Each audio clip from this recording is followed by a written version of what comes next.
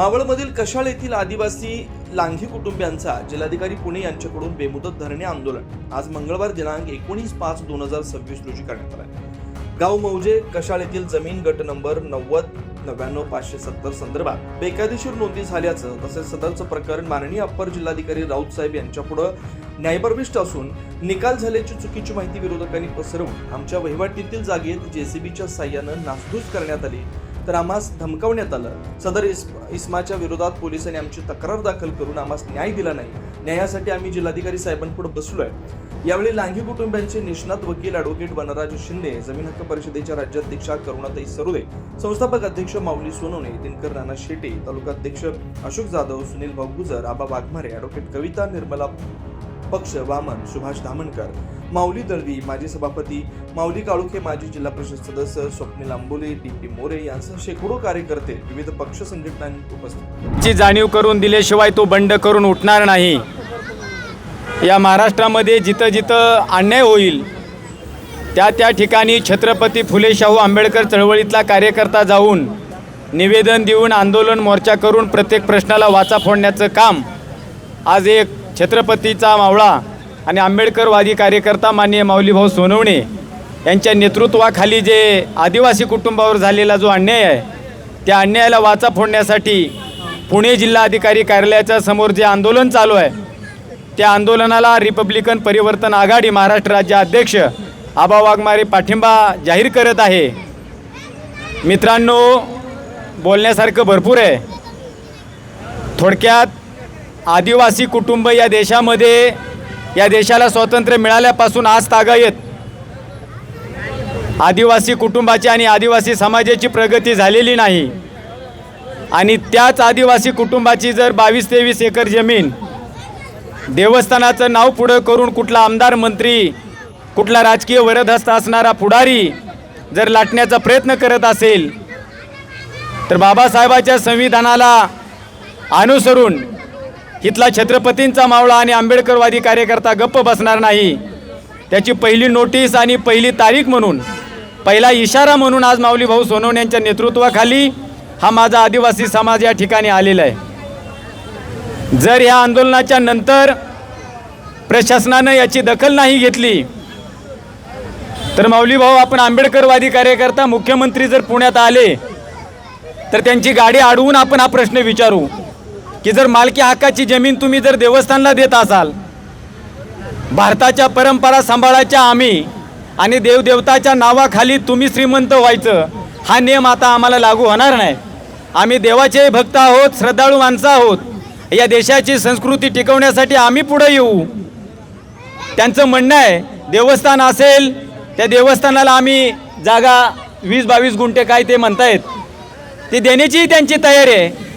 याचा अर्थ असा होतो, जर देवस्थानाला पण जागा ही लोक सोडायला तयार आहेत मालकी हक्काचे असताना, तरीसुद्धा पूर्ण उतारा देवस्थानचा काढून त्याच्यावरती ताबा मारण्याचं काम उघड हे दिसतं आहे.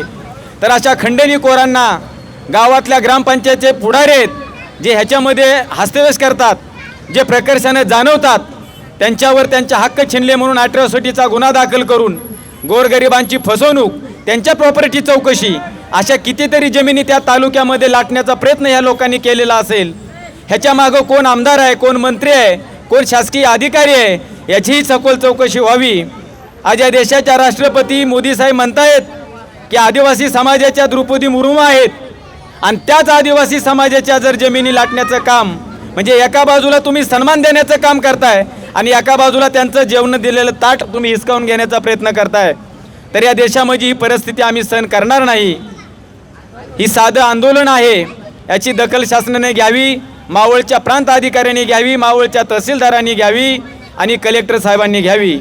वेळ पडली तर मुख्यमंत्र्याला आम्ही घेरावा घालू, या ठिकाणी एवढंच सांगतो. आणि माऊलीभाऊ सोनवणे यांच्या नेतृत्वाखाली हा लढा आम्ही अधिक तीव्र करू, एवढंच या ठिकाणी बोलतो आणि थांबतो.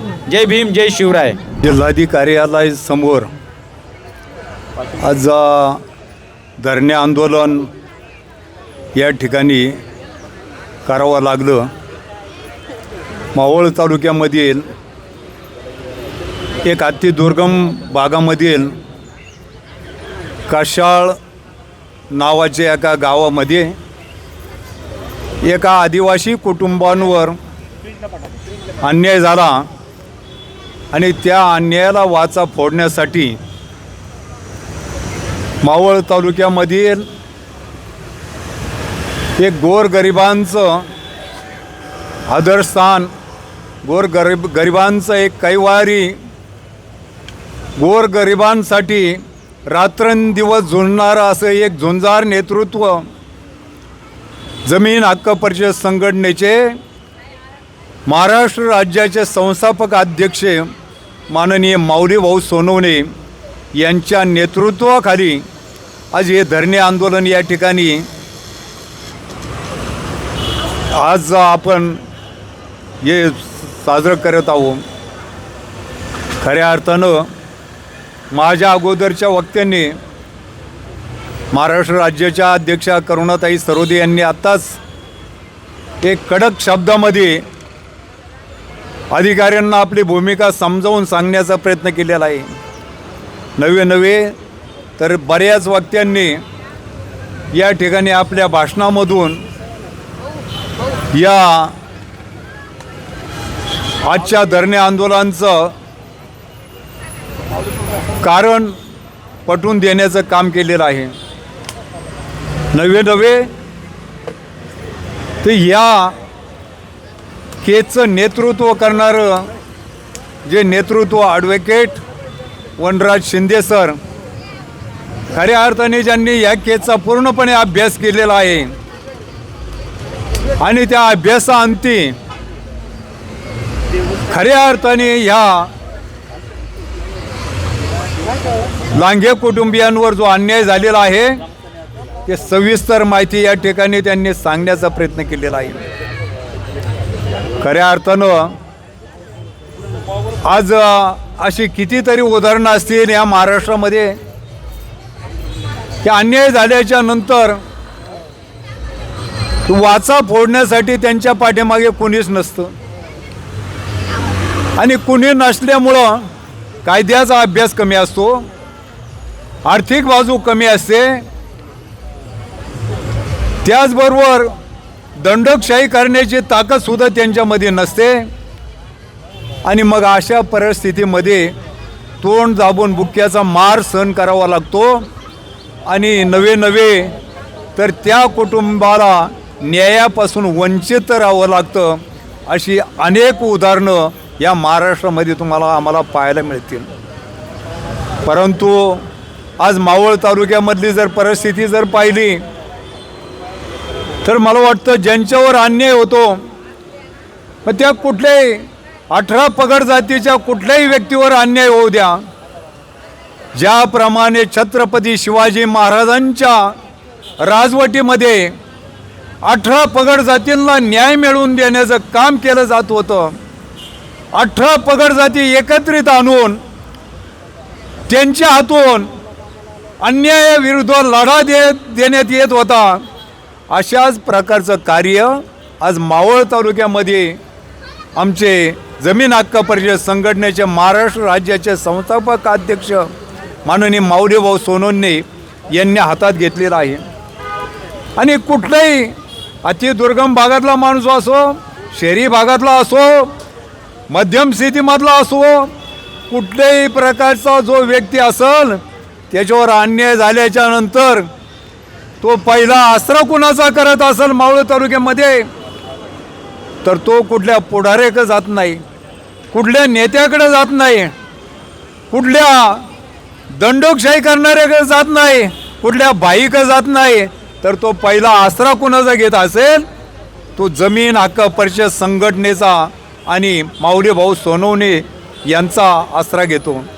आणि त्यांचा आसरा घेतल्याच्या नंतर निश्चितच माऊली भाऊ जीवाचं रान करतात, स्वतःच्या खिशातले पैसे घालवतात आणि गोरगरिबांना न्याय मिळवून देण्यासाठी रात्रंदिवस तत्पर असतात.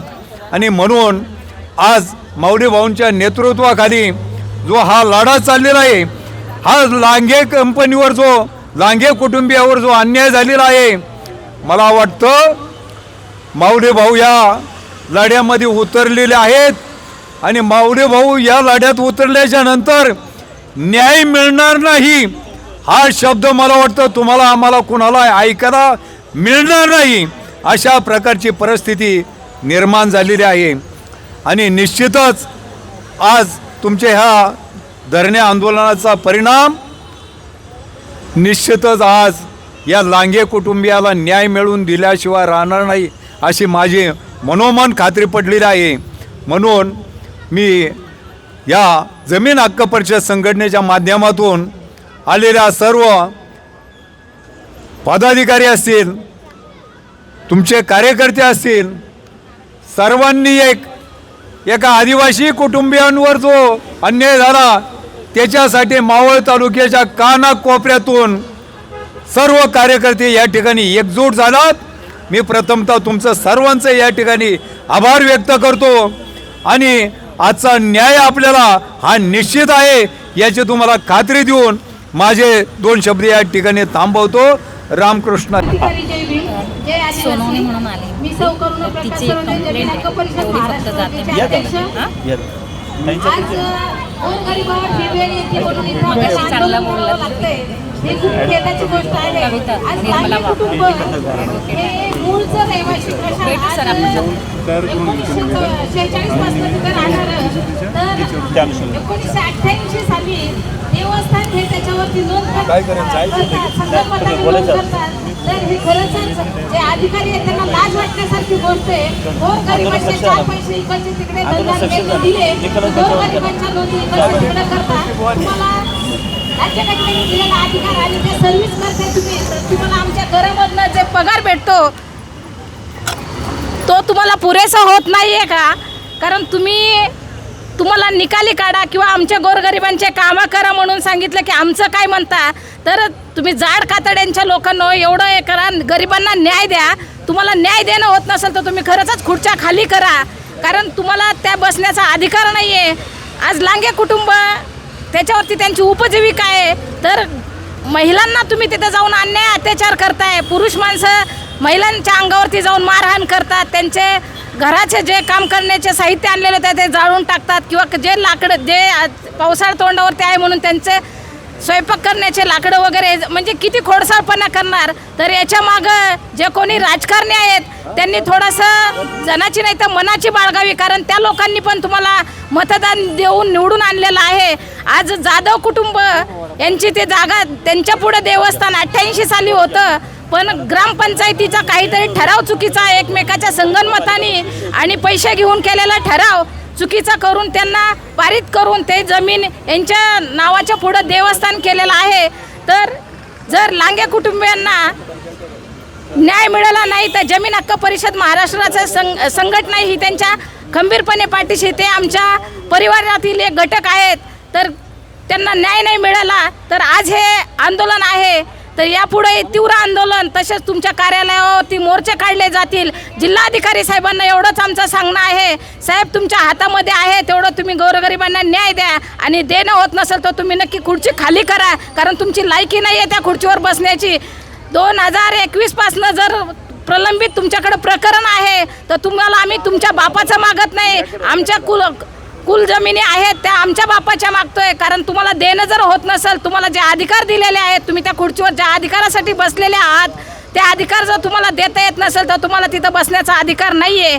जेवढ्यांनी संगनमत करून ते जमीन हडपण्याचा आणि गोरगरिबावर अन्याय करण्याचा प्रयत्न केलेला आहे, अशा लोकांनी, निर्लज्ज लोकांनी थोडं तरी जे महसूलमध्ये जेवढे कार्यकर्ते आहेत, जेवढे अधिकारी आहेत, त्यांनी जे काम हे चुकीचं केलेलं आहे, त्यांच्यावर अन्याय झाला तरी पोलीस प्रशासन हे दुसऱ्याच्या दबावाखाली येऊन त्यांची केसेस घेत नाहीत किंवा त्यांच्यावर अन्याय झाला तर दाखल सध्या करून घेत नाहीत. म्हणजे किती तुमच्या दबावाला आता काय देणार तुम्ही? पैसा घेताय, पगार घेता कुणाचा? शासनाचा घेता की गोरगरिबांच्या करामधून तुम्हाला भेटतो? तुम्ही जे पगारावरती जगताय आणि कुणाच्या दबावाखाली जगताय, तर हे थोडंसं बाजूला ठेवून माणुसकी नात्याने त्या गोरगरिबांना न्याय द्यावा. आज तुम्हाला देवस्थानसाठी ते तुम्हाला जागा द्यायला पण तयार आहेत, 10-20 गुंठे जे काय असेल ते देणार आहेत, पण त्यांची 20-22 एकर जर जागा जमीन तुम्ही, कारण जमिनीला भाव एवढा आलेला आहे तिकडं मावळामध्ये, जमीन हडपण्याचा प्रयत्न करत आहात. तर जेवढे अधिकारी त्याच्यामध्ये आहेत त्यांच्यावरती नक्कीच जर आम्हाला न्याय मिळाला नाही आणि लांगे कुटुंबांना त्यांच्या नावावरती ती जमीन दिली नाही तर जेवढे अधिकारी आहेत त्यांच्यावरती नक्कीच जमीन हक्क परिषद महाराष्ट्र राज्याच्या वतीने फौजदारी गुन्हे दाखल केले जातील एवढे जिल्हाधिकारी साहेबांना मी सांगू इच्छिते. ज्या लांगे कुटुंबाने आजही त्यांच्यावरती वेळ आलेली आहे, सर्व कुटुंब तसेच जमीन हक्क परिषद हे सर्व कुटुंब आज इथं येऊन बसलेलं आहे, तर त्यांनी दखल घ्यावी आणि लवकरात लवकर न्याय द्यावा अशी त्यांना माझे विनंती राहील. आम्ही संविधान मार्गाने तुम्हाला विनंती करत आहोत आणि जर संविधान मार्गाची भाषा तुम्हाला कळत नसेल तर आम्हाला दुसरी भाषा पण येते, तर त्या भाषेमध्ये तुम्हाला आम्ही तुमची जागा दाखवू. एवढं बोलून मी माझे 2 शब्द संपवते. जय हिंद, जय महाराष्ट्र, जय संविधान. आम्ही आदिवासी लोक असताना आमचे एकच घर आहे. तिथं लोक समाज आहे आमचं महादेवपर्यंत एकच घर आहे की लोक आम्हाला मारहाण करतात. पोलीस चौकीला गेलं तर आदिवासी केस घेत नाहीये, तिथून आम्हाला फिटवून लावतात आणि एवढं मारहाण करतात, झटापटी करतात, तरी पोलीस आमचे केस घेत नाही. पोलीस आमचं करायचं काय? गोरगरिबांची केस नसेल घेत तर खुर्शीवर खाली उतरा, गोरगरीब बसतील, गोरगरीब तरी न्याय देतील. तुम्हाला न्याय नसला करता येत तर गोरगरीब न्याय देतील. असं गोरगरिबावर अन्याय जर करत असं सरकार न्याय नसन देत तर गोरगरिबांना तुमच्या कोर्टात फाशी द्या, तिथं आम्ही फाशी घ्यायला राखे. पण न्याय आम्हाला मिळालाच पाहिजे, न्याय आमचा आम्हाला भेटलाच पाहिजे. आम्ही आदिवासी लोक आहेत, आम्हाला वेळो खायला असतं नसतं, आम्हाला वेळो कपडा असतो नसतो, आम्हाला तुम्हाला न्याय नसतं द्यायचा तर आम्हाला पाय उचलावा लागल. आम्हाला म्हणजे आम्हाला 4 आण्याची पण किंमत देत नाही. म्हणजे तुमच्याकडे पैसा मोठं पाळणारा असतं त्यांच्याकडे पैसा, गोरगरिबांना मोर घेणं म्हणजे काय नुसतं कानून तुमचाच आहे का? पैशावाल्यांचा. पैशावाल्यांनी असं करायचं नाही, सरकारने असं करायचं नाही. गोरगरिबांचा न्याय करावा आणि आम्हाला न्याय द्यावा. नाही न्याय दिला तर पुढचा पाऊल उचलला जाईल. माझं संपूर्ण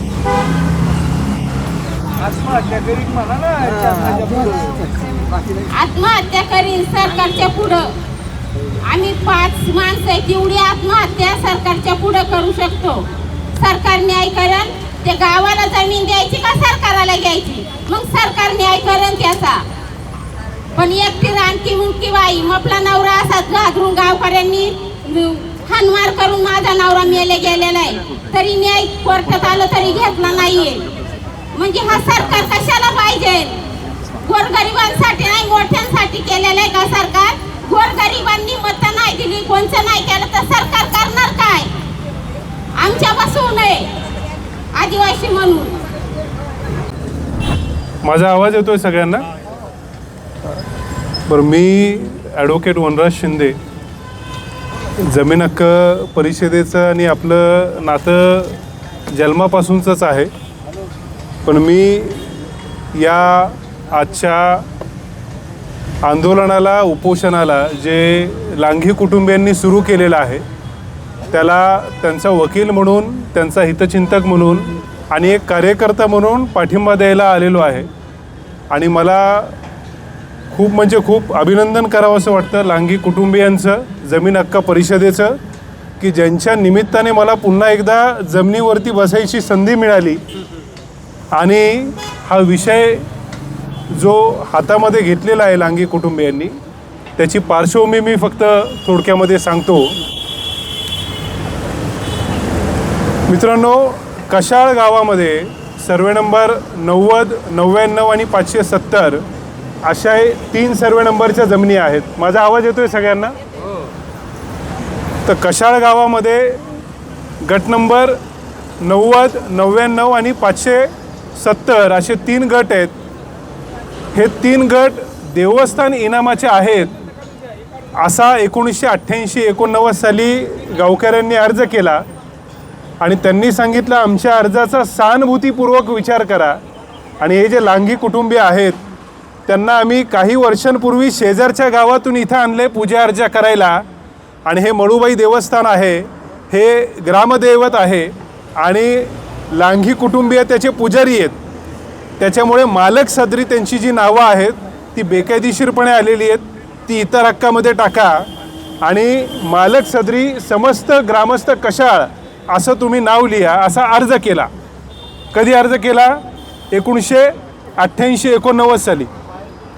त्या अर्जावरती कोणता आदेश पारित झाला आजपर्यंत माहीत नाही, परंतु कब्जेदार आणि मालक सदरी असलेली लांघी कुटुंबियांची नावं इतर हक्कामध्ये गेली आणि मळूबाई देवस्थान असं मालक सदरी नाव आलं. हे प्रकरण साधारण 2020मध्ये माऊलीभाऊ सोनावणे जमीन हक्क परिषदेचे नेते संस्थापक यांच्या रेफरन्सने माझ्याकडे आलं. 2014 साली प्रांतसाहेबांपुढे हे प्रकरण दाखल केलं गेलं की इतर हक्कामध्ये आमची बेकायदेशीरपणे नावं टाकलेली आहेत, ती इतर हक्कामधली नावं काढून आम्हाला मालक सदरी टाका, कारण अर्जाने कोणाला मालक बनता येत नाही आणि केवळ अर्जावरून नावं जी आहेत सातबाऱ्यावरची ती काढून टाकता येत नाही. हा कायदा आहे. असा कायदा असताना केवळ अर्जावरून ही लांघी कुटुंबियांची नावं गट नंबर 90, 99 आणि 570च्या सातबाऱ्यातून काढून इतर हक्कामध्ये टाकली.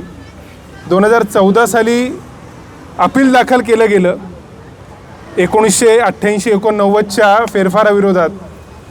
2021 साली त्या ठिकाणी प्रांत अधिकारी म्हणून संदेश शिर्के आले आणि मी संदेश शिर्केंचं नाव अत्यंत जबाबदारीने घेतो आहे, कारण अर्ज कशाला केला होता लांघी कुटुंबियांनी की बाबा रे आमची नावं इतर हक्कामध्ये टाकलीत, ती मालक सदरी आणा असा अर्ज आहे. कोणाचा? लांघी कुटुंबियांचा. संदेश शिर्के म्हणले तुम्ही इतर हक्कामध्ये पण कशाला राहिलाय, तुम्हाला इतर हक्कामधून पण मी काढून टाकतो आणि आदेश पारित केला 2021 साली की लांघी कुटुंबियांचं इतर हक्कामध्ये पण नाव असता कामा नये आणि 22 एकरचा सातबारा कोरा करून टाकला. 22 एकरचा सातबारा संदेश शिर्के या प्रांत अधिकाऱ्यांनी कोरा करून टाकला बेकायदेशीरपणे. आणि मित्रांनो, लांघी कुटुंबीय हे आदिवासी समाजाचे गृहस्थ आहेत आणि जे आदिवासी समाजाचे गृहस्थ आहेत त्यांना या महाराष्ट्रामध्ये देशामध्ये विशेष प्रोटेक्शन दिलं गेलेलं आहे. त्यांचा ताबा देखील तुम्हाला बेकायदेशीरपणे काढून टाकता येत नाही. अशा परिस्थितीमध्ये संदेश शिर्के यांनी बेकायदेशीर आदेश पारित करून लांघी कुटुंबियांचा 22 एकराचा सातबारा कोरा करून टाकला. हे प्रकरण माझ्याकडे 2021 साली आलं. मी संदेश शिर्केंच्या आदेशाविरोधामध्ये इथे अपील दाखल केलं. 2021 पासून ते 2026पर्यंत 5 वर्ष झाली. या 5 वर्षामध्ये माननीय अजय मोरे साहेब, माननीय सुहास मापारी साहेब आणि माननीय ज्ञानेश्वर राऊत साहेब, सतीश राऊत साहेब असे 3 अपर जिल्हाधिकारी आले. तिन्ही अपर जिल्हाधिकारी यांच्यासमोर मी 3 वेळा हा मॅटर आर्ग्यू केला, युक्तिवाद केला. एवढंच नाही तर 1855, 1859चे सगळे कागदपत्र काढले की जे कागदपत्र सांगतात लांघी कुटुंबियांची जमीन देवस्थान इनामाची नाही. गावामध्ये जाधव कुटुंबीय म्हणून एक जण आहेत, त्यांची 20 एकर जमीन देवस्थान इनामाची आहे आणि त्या देवस्थान इनामाचं नाव आहे वनदेव. देवस्थान इनामाचं नाव काय? वनदेव.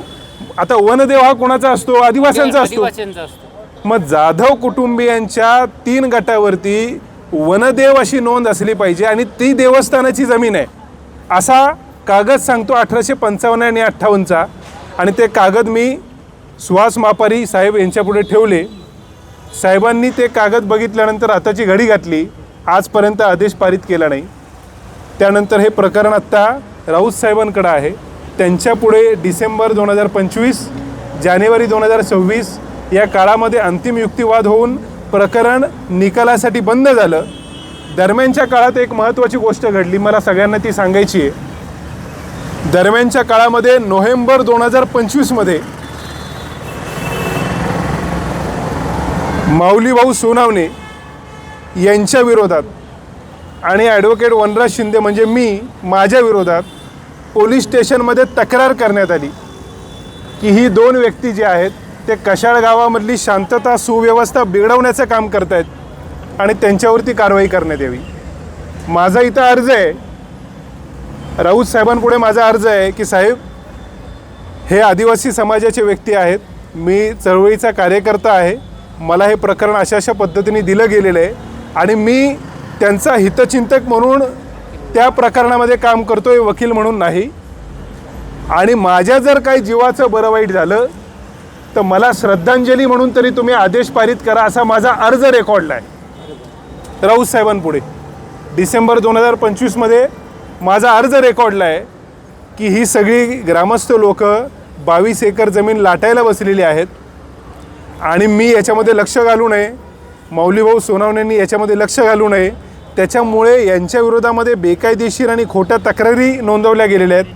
आपण पोलीस स्टेशनला पण गेलो होतो, वडगाव मावळ पोलीस स्टेशनला, आणि त्यांना देखील सगळे कागदपत्र दाखवले की कशा पद्धतीने देवस्थान इनामाची जमीन नसताना ही देवस्थान इनामाची जमीन आहे अशा खोट्या नोंदी महसूलच्या सगळ्या रेकॉर्डवरती केलेल्या आहेत. त्यामुळे तुम्ही आत्ता जर महसूलचे रेकॉर्ड बघितले, जेवढे रेकॉर्ड आहेत त्याच्यावरती नंतर पेनाने लिहिले देवस्थान इनाम जमीन, आणि जेवढे कागदपत्र एलिनेशन रजिस्टरला आहेत कलेक्टरकडे, जेवढे कागदपत्र स्कीमच्या उतार्यामध्ये आहेत तिथे कुठेही देवस्थानाची नोंद नाही आहे. आणि जी देवस्थानाची नोंद आहे ती वनदेव म्हणून आहे, मळूबाई देवस्थान म्हणून कुठेही नोंद नाही. तर अशा पद्धतीचं हे प्रकरण आहे. आणि मित्रांनो, मला खूप आनंद वाटतो आहे की लांघी कुटुंबियांचं प्रकरण जरी असलं तरी संपूर्ण जमीन हक्क परिषदेचे कार्यकर्ते, पदाधिकारी आणि गावाखेड्यामध्ये राहणारे ग्रामस्थ हे सगळे एकजुटीने लांघी कुटुंबियांच्या लढ्याला पाठिंबा देण्यासाठी आज इथे बसलेले आहेत. आणि अशाच पद्धतीचा पाठिंबा आपण एकमेकांच्या प्रकरणामध्ये, एकमेकांच्या अडचणीमध्ये विनाशर्त दिला पाहिजे. आणि आपल्या बांधवांवरती होणारा जो काय हा अन्याय आहे त्या अन्यायाला वाचा फोडण्यासाठी, कारण केवळ कायदेशीर लढाई लढून उपयोग नाही आहे. कायदेशीर लढाईमध्ये कधीकधी 5-5, 10-10, 15-15 वर्ष आयुष्याची वाया जातात. आज परिस्थिती अशी आहे की मला 100% खात्री आहे की निकाल जर झाला तर तो लांघीय कुटुंबीय यांच्या बाजूने झाला पाहिजे, असे सगळे पुरावे तिथे आहेत. आणि समोरच्या पक्षकारांना कुठेतरी भीती वाटते की निकाल आपल्या विरोधात जाईल, त्यासाठी बेकायदेशीरपणे आमच्यावरती खोटे आरोप करून आम्हाला बाजूला काढले जाते. आम्ही बाजूला निघत नाही हे लक्षात आल्यानंतर रविवारचा दिवस बघून रातोरात तिथे बॅनर लावले जातात, रातोरात तिथे ट्रॅक्टर घातला जातो आणि अशा पद्धतीने बेकायदेशीरपणे कब्जा घेण्याचा प्रयत्न केला जातो. मी शेवटचंच मित्रांनो इथे सांगतो की मी साहेबांपुढे पण हे म्हणालो की संपूर्ण कशाळ गावामध्ये लांघी कुटुंबीय हे एकमेव आदिवासी कुटुंबीय आहे. आम्हाला गैर आदिवासी बांधवांबद्दल अत्यंत प्रेम आहे आणि गावामधली 4-5 टाळकी फक्त आम्हाला त्रास देत आहेत. कशाळ ग्रामस्थांच्या विरोधात आमचं काही एक म्हणणं नाही आहे. ते आमचे सगळे मित्र आहेत, सहकारी आहेत आणि शुभचिंतक आहेत. केवळ 4-5 जे काही टगी लोक आहेत की ज्यांना कशाळ गावामध्ये असलेले एकमेव आदिवासी कुटुंब आहे, त्यांनी गाव सोडून गेलं पाहिजे, जमीन सोडून गेलं पाहिजे आणि मग आम्ही ही जमीन सगळी देवस्थानाच्या नावाने लाटूत. मित्रांनो, देवाच्या नावावरती हे जे काही राजकारण आणि जमीन लुबाडण्याचं घाणेरडं षडयंत्र रचलं जातं आहे त्याला आपण विरोध केला पाहिजे. कारण आज देवाचं आणि मंदिराचं नाव सांगून ती जमीन लुबाडली गेली आहे. अजून परत गावागावामधल्या इतर लोकांच्या जमिनी अशा पद्धतीने लुबाडण्याची शक्यता आहे. तर मला शेवटचे 2 शब्द इथे सांगायचे आहेत की हा जो काही विषय सुरू झालेला आहे याला दुसरं एक प्रकरण असं आहे की अनेक वेळा महसुली प्रकरणांमध्ये आम्ही वकील म्हणून आम्हाला मर्यादा पडतात. आम्ही केवळ पक्षकाराचं तिथे म्हणणं मांडू शकतो. एकदा फाईल क्लोज झाली की आम्ही त्याच्यामध्ये काही करू शकत नाही. तर बऱ्याच वेळा इथे अनेक बेकायदेशीर गोष्टी घडल्या जातात, पैशाचे काही व्यवहार केले जातात, दडपणं आणली जातात. परंतु ज्यांच्या खिशामध्ये केवळ आणि केवळ संघर्ष आहे, न्यायासाठी लढण्याची धमक आहे, त्यांनी याच पद्धतीने मोर्चे करून, आंदोलनं करून, उपोषणं करून न्याय आपल्या पदरामध्ये पाडून घेतला पाहिजे. हे जे काही सांगितलं जातं की न्याय विकत मिळतो, मित्रांनो, हे कुठेतरी आपण खोडून काढलं पाहिजे आणि आपल्या न्यायासाठी संघर्ष केला पाहिजे, उपोषणं केली पाहिजेत, आंदोलनं केली पाहिजेत. आणि या सगळ्याच्या संघर्षामध्ये आपण एकजुटीने आज जमलो आहोत. मी फक्त विषय आपल्याला समजावा यासाठी हा विषय सविस्तरपणे आपल्यापुढे मांडला की देवस्थान इनामाची जमीन नसताना, तसे कागदपत्र उपलब्ध असताना हाताने सगळीकडे देवस्थान इनाम लिहिलेलं आहे सातबाऱ्यावरती. आणि जी कागदपत्र रेकॉर्डला उपलब्ध नाहीत. ती कागदपत्रं जर आपण तपासली म्हणजे एलियनेशन रजिस्टर जिथे देवस्थानाच्या नोंदी असतात तिथे कुठेही लांघी कुटुंबियांचे सर्वे नंबर गट नंबर देवस्थान म्हणून नाहीत. तुमचा स्कीमचा उतारा की जो DSLRकडे असतो आणि भूमी अभिलेखकडे असतो त्या स्कीमच्या उतार्यामध्ये सर्वे नंबरचे गट नंबर होताना केवळ आणि केवळ लांघी कुटुंबियांची नावं आहेत. देवस्थान इनाम कुठेही नाही. आणि जर असलं देवस्थान तर ते वनदेव आहे, मळूबाई देवस्थान नाही. आणि वनदेव हे आदिवासींचं देवस्थान आहे, गैर आदिवासी व्यक्तींचा त्याच्याशी काही एक संबंध नाही. मी शेवटचं फक्त म्हणतो, माझ्या आर्ग्युमेंटमध्ये मी साहेबांना म्हटलं होतं, साहेब म्हटले अहो तिथे मंदिर अस्तित्वात आहे ना. मी म्हटलं हो मंदिर आहे, पण ते खाजगी मंदिर आहे, ते खाजगी देवस्थान आहे. आणि उद्या जर आमच्या बाजूने निकाल लागला तर आम्ही मंदिर आणि मंदिराची 10 गुंठे 20 गुंठे याचं खाजगी देवस्थान करून सगळ्या गावकऱ्यांसाठी ते ओपन ठेवूत. आम्हाला काय ते मंदिर पाडायचं नाही, आम्हाला काय देवस्थान जे आहे तिथे मळूबाई देवस्थान ते पाडायचं नाही. पण ते खाजगी जागेमध्ये आहे, ते सरकारी जागेमध्ये नाही, ते इनामाच्या वतनामध्ये नाही. या गोष्टी आपण समजून घेतल्या पाहिजेत. आणि 2021 सालामध्ये दाखल झालेलं प्रकरण हे खरं तर वर्ष 1.5 वर्षामध्ये निकाली निघालं पाहिजे. परंतु 22 एकर जमीन आम्ही अशी फुकट कशी द्यायची असा कुठेतरी विचार प्रशासनाच्या अधिकाऱ्यांच्या डोक्यामध्ये येतो. मग त्यांना असं वाटतं एवढी मोठी आम्ही जर ऑर्डर करणार तर तुम्ही 22 एकराचे मालक होणार, तर आमचं काय? तर आपण सांगितलं पाहिजे तुमचं काय नाही, तुमचा पगार आहे आणि तो पगार आमच्या कष्टाच्या पैशातून येतो. तुम्ही तिथे फुकट बसलेले नाही आहेत. आणि यांच्या बापजाद्यांची जमीन होती, ही यांच्याच बापजाद्यांची जमीन असणार आहे. तुम्ही उपकार करत नाही आदेश करून, आणि तुम्ही काय आम्हाला सरकारी जमीन देत नाही 22 एकर, ती 22 एकर यांचीच जमीन आहे. तर या पद्धतीने जर तुम्हाला न्याय देता येत नाही तर न्याय लांबवायचा. आणि त्यांना माहिती आहे समोरच्या पार्टीला की आपल्या बाजूने निकाल लागणार नाही आहे, त्यामुळे बेकायदेशीरपणे तिथे दबावाचा वापर करून, मनुष्यबळाचा वापर करून, गावगुंडांचा वापर करून जमिनीचा ताबा घेण्याचा प्रयत्न केला जातो आहे. तर अशा परिस्थितीमध्ये उपोषणाचा एकमेव मार्ग आपल्याला शस्त्र म्हणून आपल्या हातामध्ये आहे, हत्यार म्हणून आपल्या हातामध्ये आहे. तर त्या दिशेने आपण गेलं पाहिजे. मी लांघी कुटुंबियांच्या या संघर्षाला, उपोषणाला माझा पाठिंबा देतो, त्याचा हितचिंतक म्हणून, वकील म्हणून, आणि माझे 2 शब्द संपवतो. धन्यवाद वकील साहेब जे आता मार्गदर्शन करीत होते. लाईव्ह करता रोहन सोनोनीसह प्रवीण शिंदे, पुणे.